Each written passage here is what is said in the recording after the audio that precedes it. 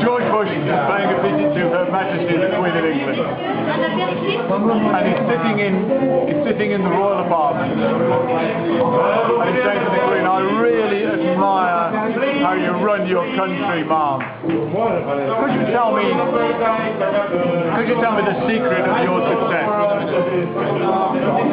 And the Queen said, "Well, it's very simple, George. I just surround myself with intelligent people." And George Bush said, "Oh, that's so.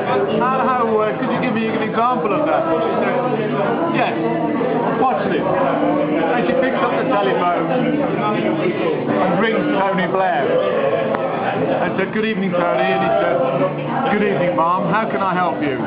"Ma'am," she said, "I want to ask you a question."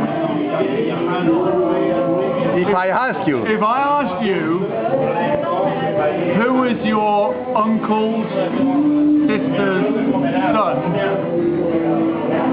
what would he say? Okay, you got this? Uncle's sister's son. What would he say? And he said, "It's me, Mom."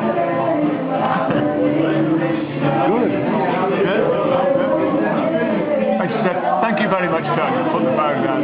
And George Bush said, "Gee, that's great. I'm going to use that when I get back home." So, he goes back to America,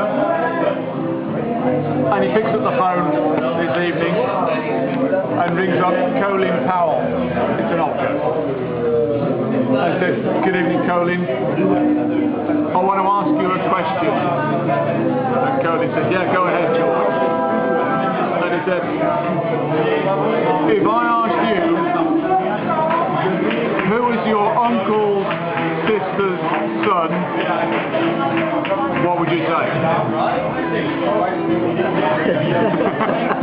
Colin Powell said, "I'll get back to you."